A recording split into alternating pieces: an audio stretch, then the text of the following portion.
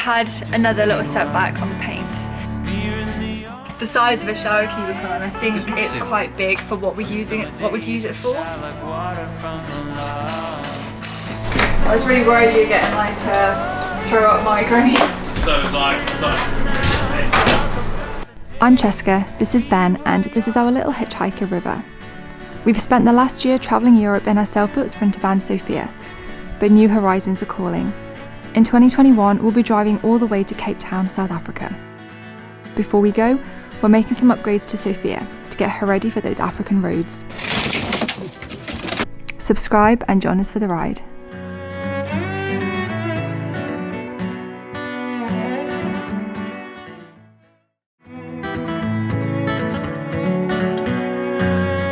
Good morning everyone, and welcome back to another week on the van build.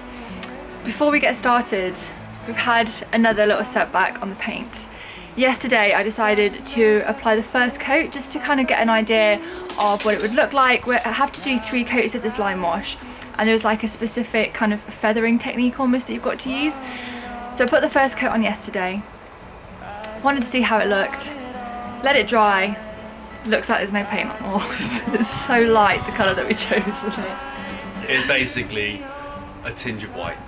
We really want something a little bit richer, something that you can actually see the texture of the lime wash. Unfortunately, we've got to order the paint from Germany, but they do have pretty quick delivery and their customer service is really, really good. So we've had another look, haven't we, at the paint choice that we might want. We've ordered another one. They do offer colour cards, like colour swatches and sample pots, but the sample pots are like 15 quid a pot, which is ridiculous in my opinion. So we were just like... from Germany, it was like 20 quid shipping as well, so... No, it's 12 quid shipping. Oh, 12 quid shipping. Then we took the punt on the first colour, because we thought we liked it. It'll be nice and bright, and it's just a bit too white. It's a bit too nice and bright. So unfortunately, it doesn't look like we'll be painting this week. No. Somebody is feeling much better as well after her operation. Hello. You're saying hi to everyone. Do you know thank you. How many people love you, River? I wanted to make sure you're okay. She was feeling a little rough, but she's all right now. This one's going to go here.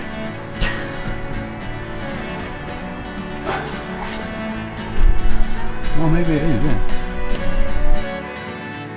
Okay, so for our framing, we're going to use this 18mm by 44mm.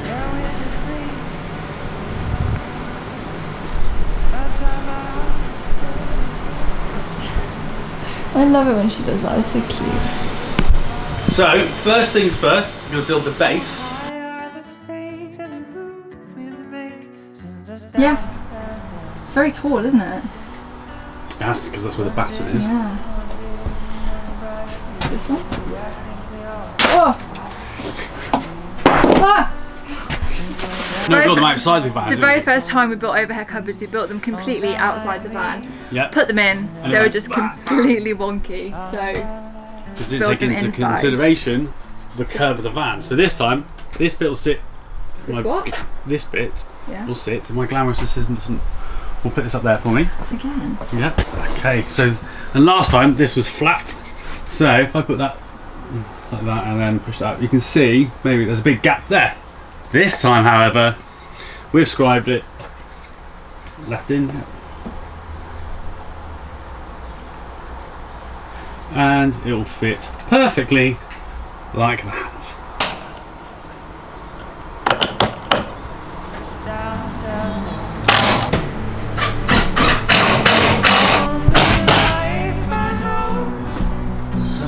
Not going anywhere. I'm not having any more. That's it. How are you doing the cupboards? How are you doing cupboards on curved vans is what I hate doing. Light switch, which is all this here.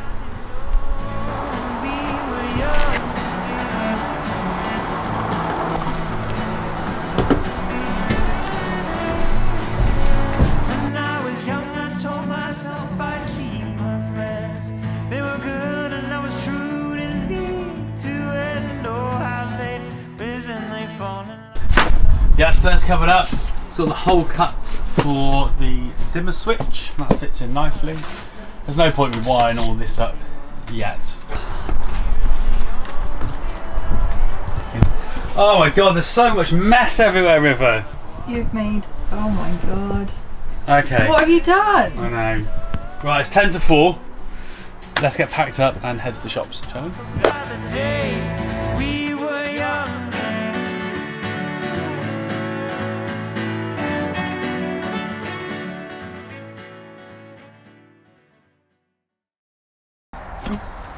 Okay, up, come in. Come on then, ready?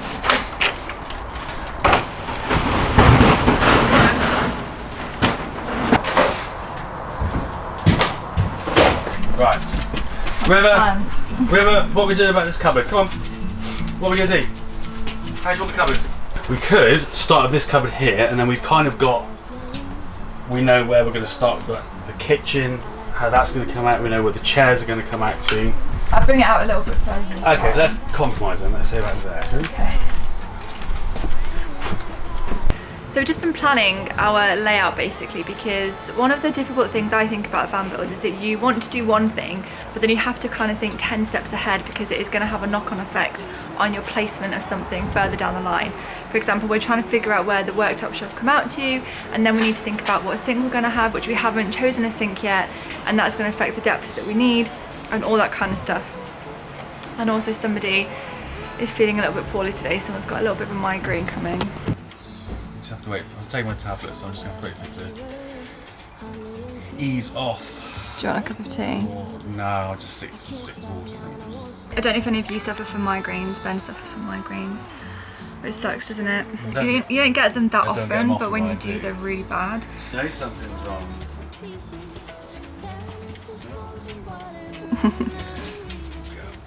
You shouldn't be my lover, just give me a nickel. I toss it in your wishing well. You're beautiful as ever. How is your head feeling, babe? Much better now. Much better? That's good. I was really worried you were getting like a throw up migraine. So was I, so I started to feel really sick. You're a machine, even a migraine can't stop you.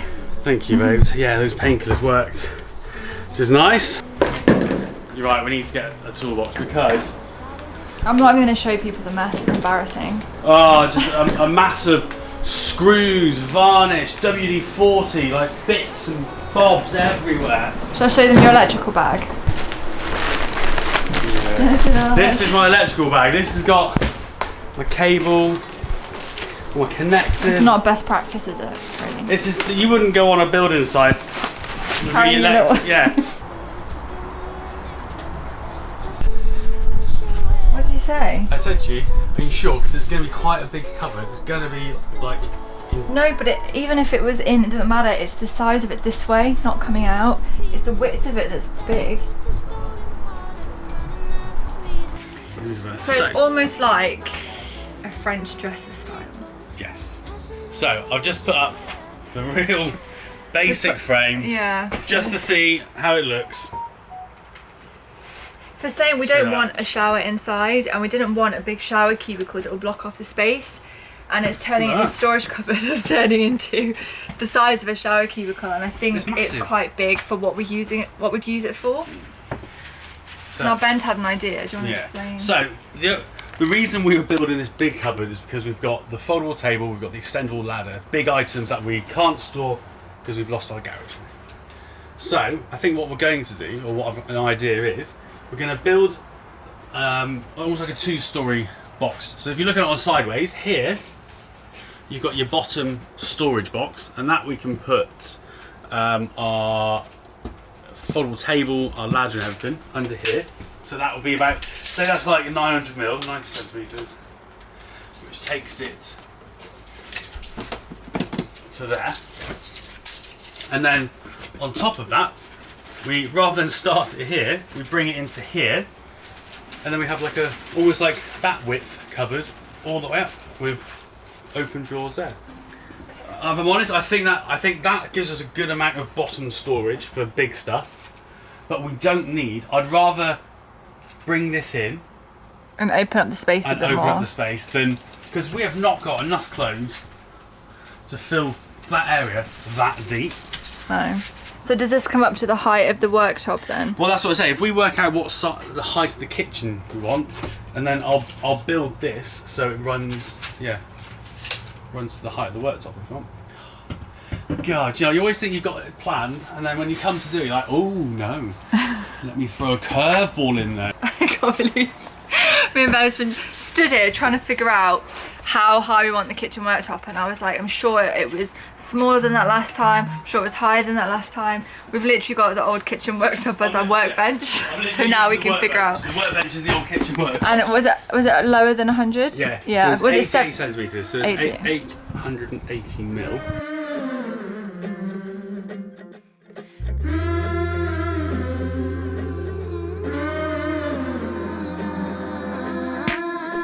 Consumption, mass dysfunction, throwing away half your lunches like you were salting.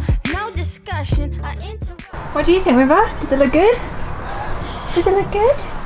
Yeah, so it's so less intrusive, because then the next one, the top bit, will probably start, say, maybe about there, and you just feel like you're not being closed in, especially when you've got the cupboard this side.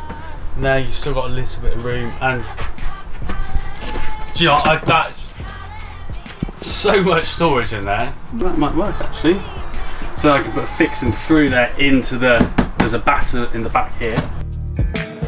Living for fashion, loving the action. There you go, that looks perfect. See, it's got that batten there, so we can, and there's a batten behind the ply, so that'll fix in there. I can get light fixings on there, fixings into the floor. We've got more storage now than we did when we had the garage.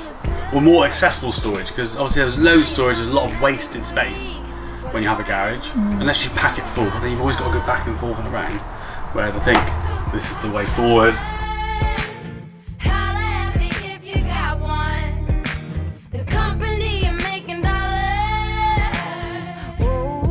It's been a long day at the unit today. I cannot believe it's like 4:15 and it's still like bright daylight outside. It feels like only yesterday it was like pitch black at 4 o'clock.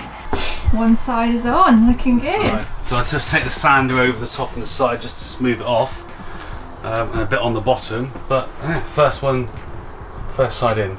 I think it's 4:30. Let's call it a day, shall we? Yeah. You get in? Come on then. 1, 2, 3, up.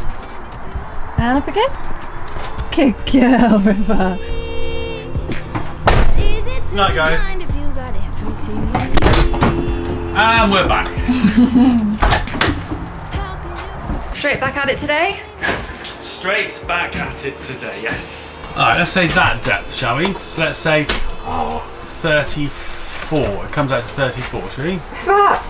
Stop it. Really bends there.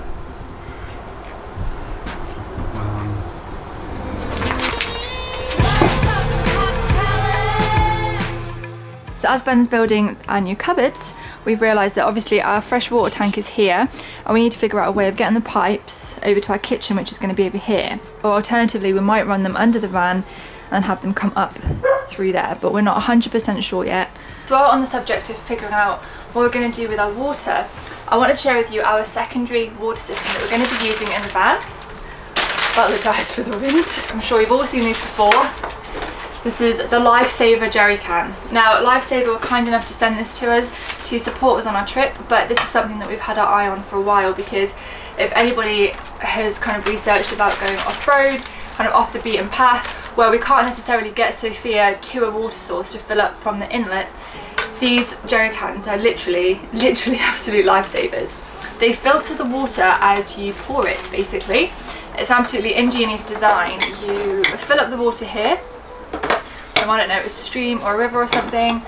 You then give it a few pumps, and then out here is where your little tap is, and that's where your water comes out, and as you pour it, it's filtered. So this is the carbon filter they use, and you can get replacements for this, so the jerry can will just last you a lifetime, basically. I can't give you a full working demonstration of this yet, because once the filter is wet, you need to actually keep it submerged in water, like 2 inches of water at least. So we're obviously going to save that until we're on the road and we're going to be using it more regularly. But yeah, it carries 18.5 litres, which is pretty much half of what our previous water tank was. So our previous water tank was 50 litres, This carries 18.5 litres, which is just going to keep you going for days. This was a non-negotiable for us. We needed something like this, especially as we're going to places where access to clean, fresh drinking water might not be readily available. And you may remember a couple of weeks ago, we were installing the new roof rack feet to put another roof rack bar on. That's to create a little storage shelf on there where we're going to put extra jerry cans for fuel and our Lifesaver jerry can as well, which is going to be kind of like our backup water system. But I do know overlanders who use this as their sole water supply. I'm pretty sure Graham from A2A Expedition and his family, I'm pretty sure they just use this as their sole water supply. Having this, which is going to filter the water as we pour it, I mean, it's just a no-brainer.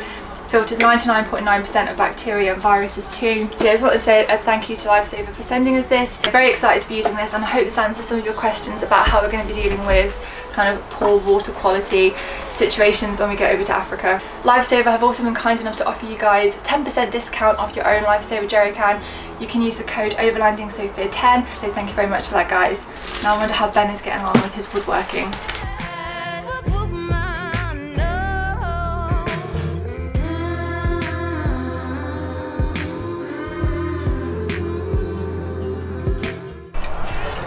Happy with how it's turned out.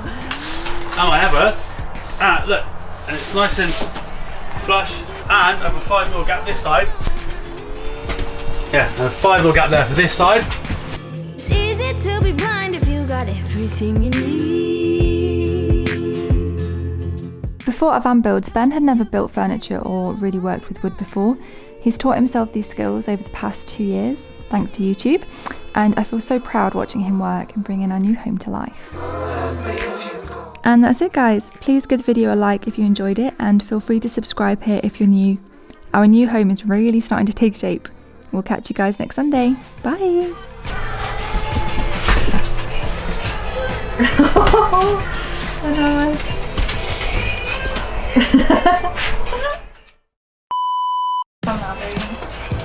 Right, you start.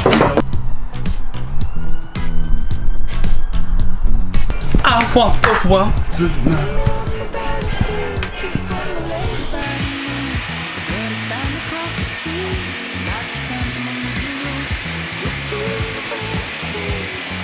The very first time we built